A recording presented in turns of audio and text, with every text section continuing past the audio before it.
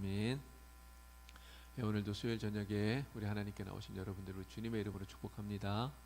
우리 하나님께서 오늘도 말씀 통해서 우리에게 큰 은혜를 베푸시기를 간절히 바랍니다. 어떤 청년이 직장에서 한 달 만에 쫓겨났대요. 근데 왜 쫓겨났냐면 실수를 했기 때문이겠죠.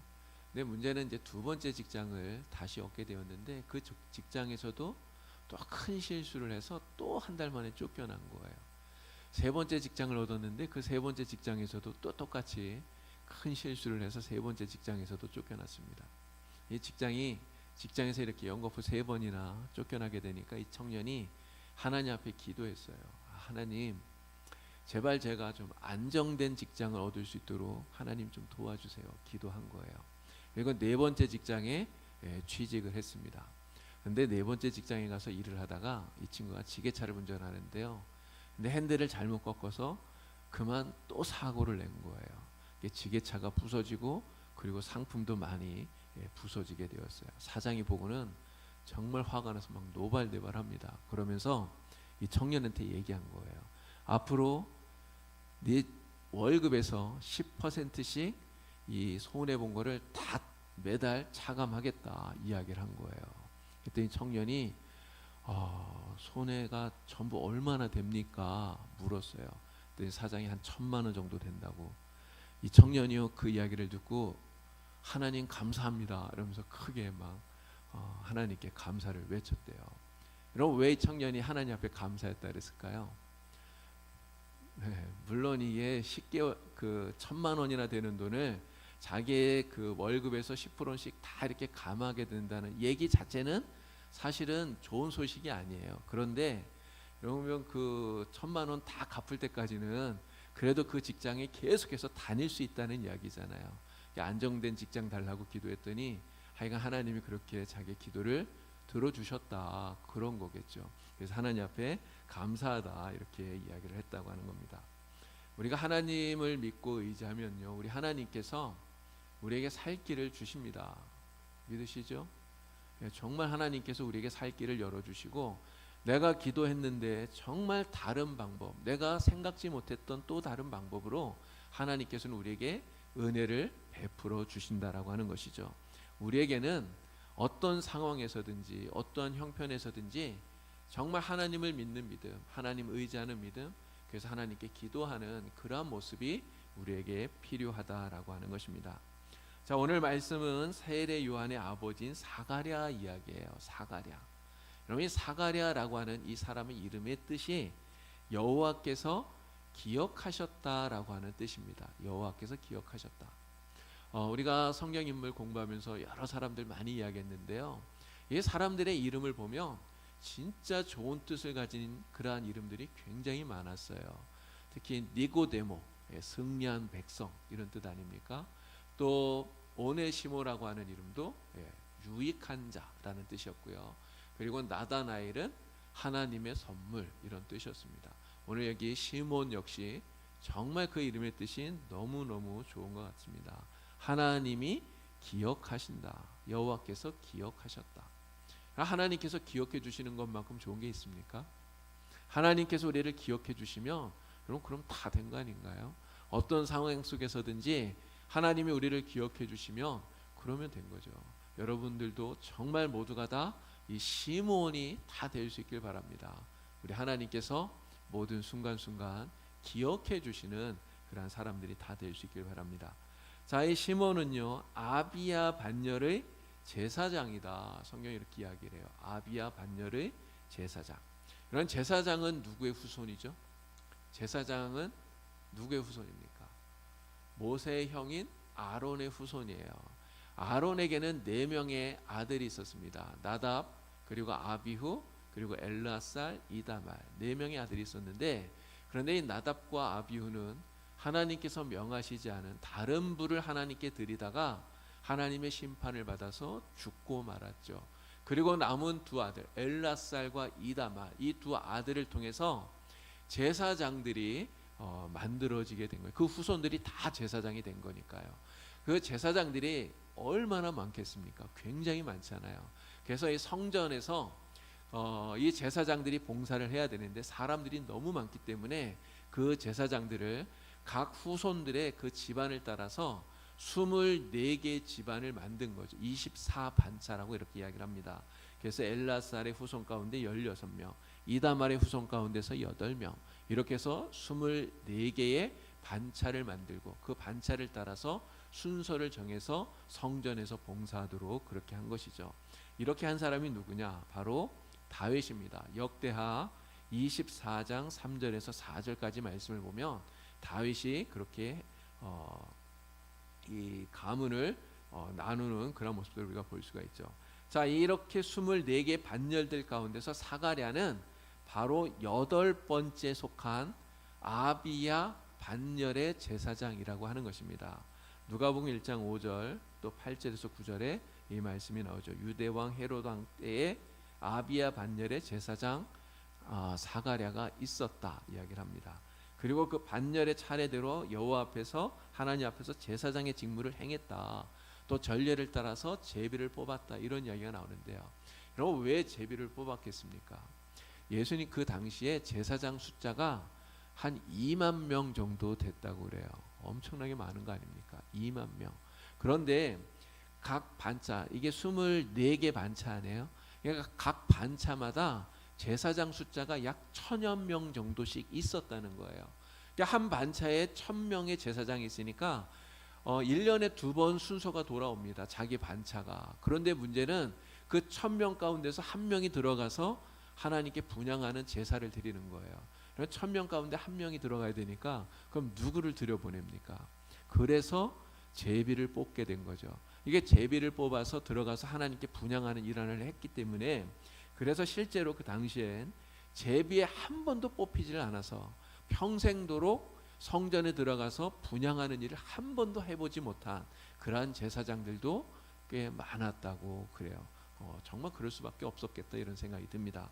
자, 그런데 이 사가랴가 성전에 들어가서 분향하는 제사장으로 제비를 뽑혔다라고 하는 것은 하나님께서 이 사가랴에게 이러한 모든 일들을 전적으로 섭리하고 계시다. 하나님의 계획 가운데 이러한 일들이 일어나게 된 것이다. 우리가 깨달을 수 있는 것이죠. 자, 이 사가랴는 하나님께 의롭다는 또 인정을 받은 그런 사람이에요. 누가복음 1장 6절을 보니까 이야기하죠. 이 두 사람이 하나님 앞에 의인이다 이렇게 얘기했어요. 의인. 여러분 의인이라고 하는 이 말이 무슨 뜻입니까? 의인. 의롭다는 거잖아요. 근데 누구 앞에서요? 누구 앞에서 의롭다고요? 하나님 앞에서. 하나님 앞에서. 하나님이 보시기에 바른 사람이라는 뜻이에요. 하나님 보시기에 바른 사람.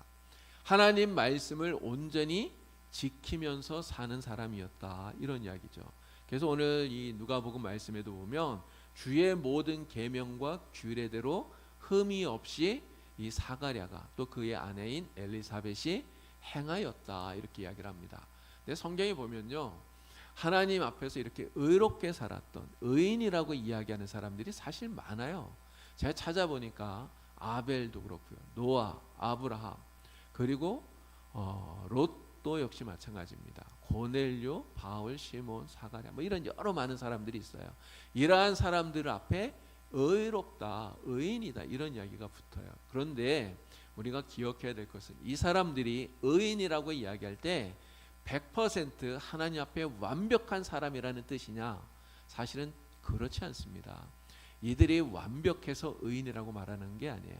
여러분 완벽한 사람은 세상에 딱 한 사람밖에 없습니다. 한 분밖에 없어요. 누구죠? 바로 인간의 몸을 입고 세상에 오셨던 우리 주님 예수님밖에 없어요. 예수님 외에 완벽한 사람은 없는 거예요. 그런데 왜 이들을 의인이라고 하느냐? 하나님 앞에서 정말 의롭게 살려고 노력하고 애쓰는 사람이라는 것이죠. 그래서 이들을 의롭다 이렇게 말하고 있는 것입니다. 자, 그런데 이렇게 의롭게 사는 사람인데도 불구하고 이들의 인생 속에 문제가 생겼다는 거예요. 어려움이 생겼다는 거죠. 여러분 아벨은 어떻습니까? 예배를 하나님 앞에 잘 드렸는데 그 예배 드린 것 때문에 형의 시기를 받았어요.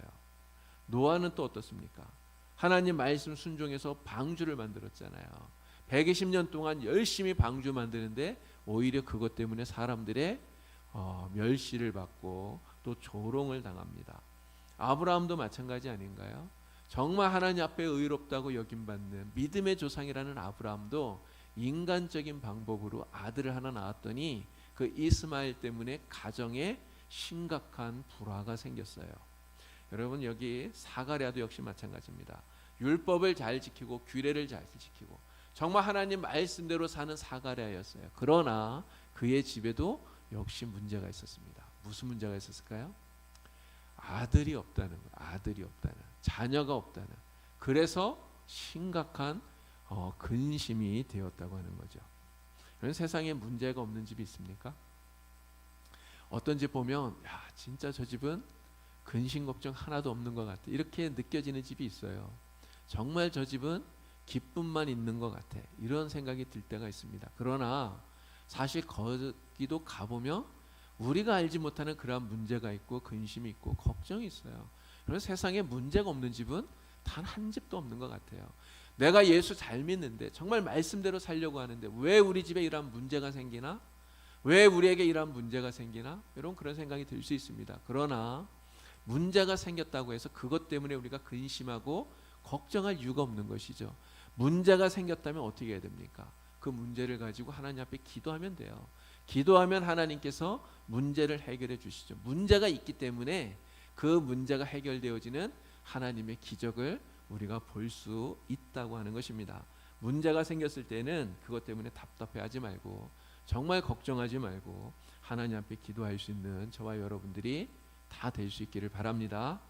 문제를 어떻게 해결해 주실 것인가 정말 하나님 앞에 기대하시고 하나님만 바라보시고 그 문제가 해결되어지는 놀라운 기적의 역사를 경험하는 여러분 다 될 수 있기를 바랍니다.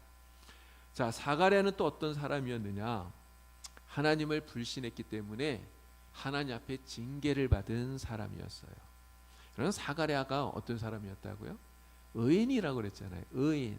하나님께서 의롭다고 인정해 주실 만큼 정말 대단한 사람이에요. 믿음이 얼마나 좋은 사람이었겠어요. 그런 이 사가랴인데 아들이 없어서 그것 때문에 근심해서 기도하지 않습니까? 하나님 앞에 간절히 구했어요. 여러분, 사가랴가 뭐라고 기도했겠습니까? 아들이 없어서 기도하는 사가랴의 기도의 내용 뻔하잖아요. 하나님 아들을 달라고 기도하지 않았겠어요? 그런데 정말 아이러니한 것은 천사가 나타나서 하나님의 말씀을 전했습니다. 뭐라고 말합니까? 내 아내 엘리사벳이 아들을 낳을 거야, 이야기하잖아요. 아들 달라고 기도했는데 천사가 와서 하나님의 말씀을 전했어요. 아들 낳는다고. 그랬더니 그 말씀을 사가랴는 어떻게 했습니까? 못 믿었어요. 불가능한 것을 구했습니다. 그런데 그걸 들어준다고 하니까 오히려 그것을 믿지 못하는 이러한 불신이 사가랴에게 있었다는 것이죠. 그런 사가랴가 왜 하나님의 말씀을 천사를 통해서 하나님께서 주신 이 말씀을 왜 못 믿었느냐 하는 거예요. 두 가지 이유를 우리가 생각해 볼 수 있습니다. 하나는 인간적인 조건, 인간적인 형편, 이것만을 생각하기 때문에 그렇다는 거예요. 그런 사가랴는 나이가 많다고 성경이 이야기합니다. 근데 사실 사가랴의 나이가요, 아무리 많아도 50을 넘지 않았을 거예요. 왜 그러냐면 지금 성전에 들어가서 분향하는 일을 하잖아요. 이게 현직에 있는 현직 제사장이라는 거죠. 유대인들은요 50까지 이 일을 합니다. 그 일을 하고 있기 때문에 아무리 나이가 많아도 50이에요. 더 넘지는 않았을 거라는 거죠. 그런데 어쨌든 사가랴는 자기가 나이가 많다고 생각했어요. 자기 아내도 나이가 많아서 이제는 아이를 낳을 수 없는 상태라고 이렇게 생각을 했던 거죠. 그런데 아이를 낳을 수 없다라고 생각하는 것은 그건 자기 생각이에요. 자기 상황을 보는 거죠. 자기 형편을 보는 거죠. 나를 생각하니까 불가능하다 이렇게 생각을 한 거예요. 그래서 나는 못해, 나는 불가능해 이렇게 생각을 하는 거죠. 하나님 말씀이라 해도요, 나 자신의 상황과 조건만 보고 나는 안 된다고 생각하면 하나님 말씀이라도 믿을 수가 없는 거예요. 하나님의 말씀이 들려줘도 오히려 그 말씀 때문에 근심이 되고 걱정이 된다라고 하는 것입니다. 엘리야가 바로 그러지 않았습니까? 엘리야가요 갈멜산에서 바알의 선지자들과 대결했어요. 바알의 선지자들을 물리쳤습니다. 그런데 그 일 이후에 이세벨이 자기를 죽이려고 하니까 엘리야가 광야로 도망을 쳐요. 그리고는 로뎀나무 아래에 엎어져서 절망합니다. 열왕기상 19장에 이 말씀이 나오죠. 여러분 그 말씀 가운데 보면 엘리야가 로뎀나무 아래 앉아서 하나님 앞에 구하는 내용이 뭡니까? 하나님 날 차라리 죽여주세요. 날 차라리 죽여주세요. 조카오니 차라리 지금 당장 내 생명을 거둬주세요. 이렇게 이야기합니다. 그럼 왜 엘리야가 그런 말을 할까요? 자기는 지금 이 바알 선지자들과 싸워서 승리했어요. 여러분 그러면 무언가 좀 바뀌고 변화되어지고 사람들도 하나님께로 돌아오고 뭔가 역사가 일어날 줄 알았는데 아무것도 일어나질 않은 거예요. 오히려 자기의 대적인 이세벨은 자기를 죽이겠다고 막 찾아다녀요. 그런 상황 속에서 절망이 되고 낙심이 된 거죠. 야, 이제 나는 아무것도 할 수 없구나. 내가 이렇게까지 했는데도 안 되는 거 보니 이제는 끝이구나. 절망이구나 생각을 한 거예요. 그래서 로뎀나무 아래에 앉아서 하나님 차라리 나를 죽여주십시오. 이렇게 절망했다는 거죠. 인간적인 조건, 자기의 형편만 보면 이렇게 능력 있는 선지자 엘리야라 해도 절망하고 낙심할 수밖에 없다라고 하는 것을 우리가 알 수 있는 것입니다. 그래서 사가랴는 왜 또 하나님의 말씀을 못 믿었을까요? 두 번째 이유는 하나님의 능력을 잊어버렸다는 거죠. 망각했다고 하는 것입니다. 자신의 형편만 보면서 하나님의 능력을 잊어버린 거예요. 그럼 하나님은 어떤 분이시죠? 전지전능하신 분이에요. 우리가 그렇게 고백하잖아요. 전지전능하시고 무소부재하시고 하나님은 못하시는 일이 하나도 없습니다. 하나님은 무엇이든지 다 할 수 있는 전능의 하나님이라고 우리가 고백하잖아요. 그러면서도 지금 내가 당한 이 엄청난 어려움, 내가 도저히 할 수 없다고 생각되어지는 이것, 그거는 하나님이 못하실 거야. 이렇게 생각한다는 거죠. 이게 우리 인간의 정말 불신의 모습이다라고 하는 것입니다. 여러분 그런데 하나님은요 아브라함에게 아들을 주셨어요. 아브라함이 몇 살에 아들을 낳았죠? 자기 나이 100세. 사라는 자기보다 훨씬 어린 90인가요? 네, 그렇잖아요. 정말 인간적으로는 도저히 자녀를 낳을 수 없는 그때에 하나님께서 아브라함에게 아들을 주신 거예요. 여러분 이 사가랴가 바로 그것만 기억했더라도 자기 아내 엘리사벳이 아들을 낳을 수 있다는 것을 믿었을 겁니다. 그런데 이 사가랴는 그러한 하나님의 능력을 잊어버리고 있었다는 거죠. 그것을 망각하고 그래서 하나님의 말씀을 믿지 못해서 결국은 하나님께 책망을 받아요. 여러분 어떤 책망을 받았습니까? 누가복음 1장 20절에 그 책망의 내용이 나와요. 우리 같이 한번 읽어볼까요? 다 같이 읽겠습니다. 보라, 이 일이 되는 날까지 내가 말 못하는 자가 되어 능히 말을 못하리니 이는 내가 내 말을 믿지 아니함이거니와 때가 이르면 내 말이 이루어지리라 하더라. 아멘. 말을 못하는 자가 되리라, 벙어리가 되리라 말씀하셔요. 얼마 동안 벙어리가 된다고요? 이 일이 이루어질 때까지, 바로 아들 요한이 태어날 때까지 그렇게 된다는 이야기예요. 결국 한 10달 정도를 사가랴는 말을 못하는 벙어리가 되는 이러한 징계를 받게 된 겁니다. 여러분 왜 이러한 징계를 하나님께 받았습니까? 징계받은 이유가 무엇입니까?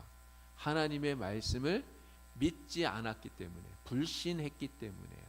하나님의 능력을 믿지 못했기 때문에 바로 이러한 징계를 받게 되었다라고 하는 거죠. 자, 사가랴는 불신함으로 이러한 징계를 받습니다. 그런데 우리가 이 징계에 대해서 다시 한 번 더 생각해 보아야 될 것은 이거죠. 여러분 징계가 다 나쁜 게 아니다는 거예요. 오히려 징계는 하나님이 나를 사랑하신다는 증거다라는 것을 우리가 깨달아야 됩니다. 하나님이 징계하시는 이유는 우리가 자녀이기 때문에 징계하시는 거예요. 여전히 우리를 사랑하시기 때문에, 하나님이 우리를 사랑하기 때문에 이러한 징계와 아픔을 겪게 한다는 거죠. 그 징계를 겪고 내가 하나님 앞에 지금 잘못했구나, 이것을 깨닫고 빨리 회개하고 돌아오라고 하나님이 그 징계를 우리에게 주신다라고 하는 거예요. 만약 내가 어떠한 잘못을 했는데 하나님이 나에게 징계를 주셨다. 지금 내가 당한 이 어려움이 하나님의 징계로 느껴진다. 만약 그렇다면 여러분 즐거워하고 기뻐해야 됩니다. 야, 하나님이 아직도 나를 진짜 이렇게 사랑하시는구나. 이런 깨닫고 정말 하나님 앞에 감사해야 되는 것이죠. 이런 히브리서 12장 5절 6절 말씀도 우리 같이 한번 읽어보도록 하겠습니다. 우리 다 같이 함께 또 이 말씀도 읽겠습니다. 또 아들들에게 내 아들아 주의 징계하심을 경히 여기지 말며 그에게 꾸지람을 받을 때에 낙심하지 말라.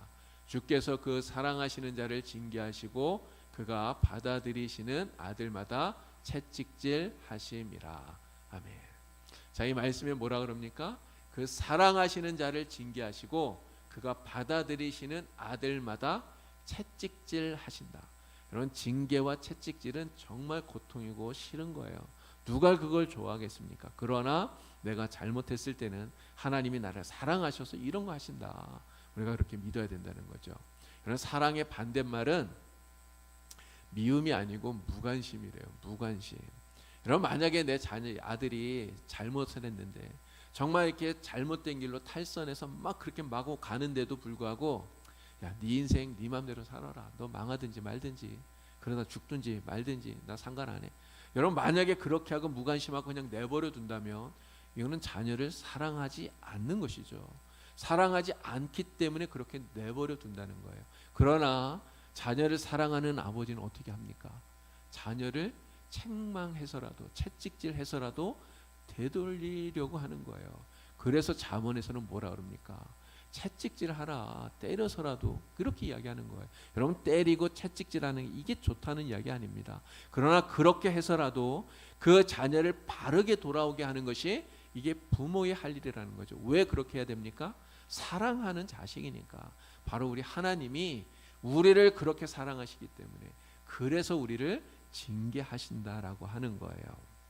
시편 기자는 뭐라고 말합니까? 119편 71절에서 고난당한 것이 내게 유익이라 이렇게 얘기했어요. 고난이 유익이라. 여러분 왜 고난이 유익입니까? 그 고난을 통해서 주의 율례를 배우게 되었기 때문이라는 거죠. 고난당함으로 채찍에 맞음으로 징계를 맞음으로 하나님께 돌아오게 되었기 때문이라는 거예요. 그러니 사가랴가 10달 동안 말을 못하는 이러한 징계를 받았어요. 그러나 이 10달 동안 사가랴가 여러분 무슨 생각했겠습니까? 말을 못하는 이러한 징계를 받으면서 여러분 그 답답함 속에서 사가랴가 무슨 생각을 했겠어요? 야, 내가 하나님 말씀을 믿지 못해서 이러한 징계를 받았구나. 하나님께서 내게 말씀하셨는데 내가 하나님 말씀을 온전히 믿지 못하고 받아들이지 못했기 때문에 내가 이 징계를 받는 거구나. 그는 그것을 깨달았다는 거예요. 그리고 자신의 그러한 믿음 없음을 하나님 앞에 회개하고 그리고 정말 하나님만 붙들고 의지하는 그러한 믿음의 사람으로 다시금 세워지게 되었다는 거죠. 그 징계의 시간, 그 10달이 말을 못하는 그 10개월이 사가랴에게는 오히려 하나님 앞에 자신을 더 바르게 세우는 그러한 시간이 되었다는 거예요. 여러분 나중에 이 사가랴의 아들인 그 요한, 이 요한의 이름을 짓는 이야기가 나옵니다. 사람들이 그 친척들이 그 아이의 이름을 무엇으로 지을 것이냐 모여서들 뭐라고 얘기했냐면 아버지의 이름을 따라서 사가랴라고 해라 이렇게 이야기를 해요.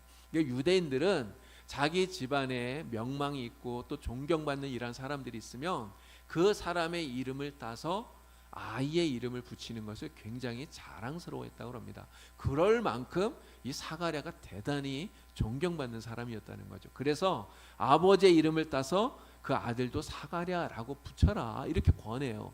그때 사가랴가 어떻게 합니까? 서판을 달라고 해서 그 서판에다가 아들의 이름을 쓰죠. 여러분 그 이름이 무엇입니까? 요한 이렇게 쓴 거예요. 요한. 그 요한이라는 이름은 누가 준 겁니까? 하나님 주신 거잖아요. 천사를 통해서 하나님이 주신 거예요. 바로 요한이라고 그 이름을 썼다고 하는 것은 사가랴가 하나님이 행하시는 그 섭리를 하나님의 그 계획을 믿음으로 받아들이고 이제는 하나님만 의지하는 그러한 사람이 되었다고 하는 그 증거고 그 표적이라고 하는 것이죠. 여러분 바로 그때 무슨 일이 벌어집니까? 사가랴의 굳었던 그 혀가 풀리게 된 거예요. 10달 동안 말을 못하던 사가랴가 혀가 풀리고 다시 말하게 되었습니다. 여러분 우리는 정말 어떠한 상황과 어떠한 형편 속에서도 우리는 하나님을 불신하는 이런 믿음 없는 모습을 보여서는 안 되는 것이죠. 정말 우리는 내가 불가능하더라도 하나님은 가능합니다. 이런 믿음을 가지고 하나님을 의지하고 하나님을 붙들고 하나님께 기도하고 나아갈 수 있는 이런 믿음의 사람들 다 될 수 있기를 바랍니다.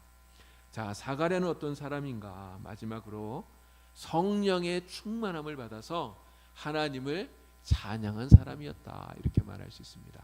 성령 충만하여서 하나님을 찬양한 사람. 자, 누가복음 1장 64절 말씀 우리 같이 읽도록 하겠습니다. 자, 다 같이 읽습니다. 이에 그 입이 곧 열리고 혀가 풀리며 말을 하여 하나님을 찬송하니. 아멘. 자, 입이 풀렸어요. 말을 할 수 있게 되었어요. 여러분 사가랴가 말할 수 있게 되었을 때 가장 먼저 한 말이 무엇입니까?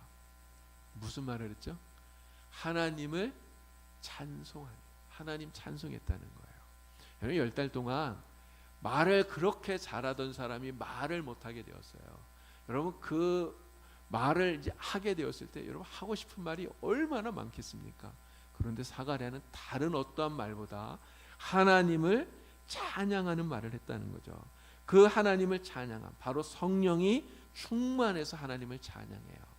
여러분 그런데요, 말라기 선지자 이후에 예수님께서 오실 때까지 구약의 이 400년 기간 동안 하나님의 말씀이 없었다고 그럽니다. 선지자가 없었어요. 그래서 말라기 선지자가 마지막 선지자예요. 그래서 400년 동안 선지자가 나타나지 않았기 때문에 하나님의 말씀, 예언이 백성들에게 들려지질 않았던 거예요. 하나님의 말씀이 없었기 때문에 바로 그 시기는 정말 암흑과 같은 어두운 시기였다 이렇게 말할 수 있겠죠. 자, 그런데 바로 이 사가랴가 성령이 충만해서 하나님의 말씀, 예언을 하게 된 거예요. 바로 이 사가랴의 예언은 말라기 이후에 구약시대 마지막 예언, 바로 예수님께서 이 세상에 오시기 바로 직전 신약시대 첫 번째 예언이다 이렇게 말할 수 있는 거죠. 그래서 이 말라기의 예언은 구약의 문을 닫고 그리고 신약의 문을 여는, 구약시대의 문을 닫고 신약시대의 문을 여는 예언이었다 이렇게 말할 수 있습니다. 자, 그러면 이 사가랴가 찬송을 통해서 한 예언, 이 사가랴의 예언 속에서 무슨 이야기를 했는가를 우리가 보면요, 자, 첫 번째는 이거예요. 하나님께서 다윗의 후손을 통해서 구원자를 보내주신다라고 하는 것을 예언을 통해서 말합니다. 누가복음 1장 69절에서 71절까지 오늘 우리가 읽은 본문 말씀이죠. 여기에 이 말씀이 있습니다. 이 말씀을 보면 우리를 위하여서 구원의 뿔을 그 종 다윗의 집에 일으키셨다고 말씀하고 있어요. 여러분 구원의 뿔이 누굽니까? 바로 예수님을 말씀하는 거죠. 우리를 위해서 우리를 구원하시는 메시아 예수 그리스도, 그분이 다윗의 후손으로 오신다라고 하는 것을 예언한 거예요. 자, 두 번째는 우리를 구원하시는 이유가 무엇인가를 그 예언 속에서 말합니다. 우리로 하여금 영원한 하나님의 백성이 되게 하기 위해서 메시아가 오셨다는 거죠. 이것을 이야기하는 거예요. 자, 누가복음 1장 74절 75절의 말씀이 있습니다. 우리가 원수의 손에서 건지심을 받고 종신토록 주의 앞에서 성결과 의로 두려움이 없이 섬기게 하리라 하셨도다 하는 거예요. 여러분 하나님께서 우리를 원수의 손에서 건져 주셨대요. 여러분 우리의 원수가 누굽니까? 이스라엘 사람들은요, 예수님이 오셨을 때 그 당시의 원수 로마라고 생각을 했어요. 로마. 그래서 로마로부터 정치적인 독립을 하는 것이 메시아의 역할이라고 생각을 했었던 거죠. 그런데 예수님이 진짜 우리를 구원해 주시려고 하는, 우리를 벗어나게 하시려고 하는 그 원수가 누구냐? 그 원수는 바로 마귀 사탄 아닙니까? 악한 사탄 마귀의 그 손에서, 마귀의 종에서 우리를 벗어나게 하시려는 거예요. 왜 우리를 그 악한 마귀 사탄의 손에서 벗어나게 하시려고 합니까? 영원한 사망과 죽음에서 우리를 왜 벗어나게 합니까? 바로 거기에서 벗어나서 영원히 하나님만 섬기는 하나님의 백성이 되어서 하나님이 주시는 영원한 기쁨, 영원한 즐거움, 참된 평안을 누리게 하시려고 우리 주님이 이렇게 하셨다는 거죠. 자, 세 번째 사가랴가 예언을 통해서 예언한 내용은요, 자기 아들에 대한 예언이에요. 자기가 낳은 아들 그 요한이 바로 선지자로서 메시아가 오시는 길을 예비하게 될 것이다, 이렇게 예언을 한 것이죠. 이사야가 예언하기를 광야에 외치는 자의 소리가 있다, 이렇게 말합니다. 광야에 외치는 자의 소리, 그가 누굽니까? 바로 이 사가랴가 낳은, 엘리사벳이 낳은 아들 요한이에요. 이 세례 요한이 바로 광야에 외치는 자의 소리가 될 것이다. 이 말씀처럼 바로 광야에서 그는 선지자가 됩니다. 그리고 요단강에서 사람들에게 세례를 주죠. 회개를 알게 하는 그러한 세례를 줍니다. 그렇게 하면서 예수님이 오시는 길을 예비하게 된 것이죠. 자, 오늘 사가랴 이야기를 우리가 함께 나누었습니다. 이 사가랴는요, 정말 믿음이 좋은 사람이었어요.